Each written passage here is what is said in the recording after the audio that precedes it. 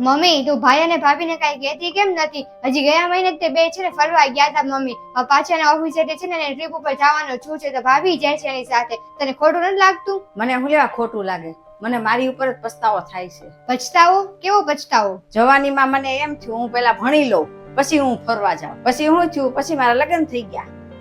લગ્ન પછી જવાબદારી આવી ગઈ, છોકરા આવી ગયા, છોકરાની જવાબદારી આવી ગઈ, છોકરા મોટા થયા તો એમ થયું છોકરા ભણી ગણી લે પછી ફરવા જઈશું. છોકરાએ ભણી ગણી લીધું આ છોકરાઓની લગ્નની તૈયારી કરવાની જવાબદારી આવી. પછી એવું વિચાર્યું કે છોકરાના લગ્ન પગન થઈ જશે પછી જઈશું ફરવા. હવે જિંદગી જીવવાનું બહુ મન થાય છે, હવે હરવા ફરવાનું મન થાય છે, હાથ પગ નથી હાલતા.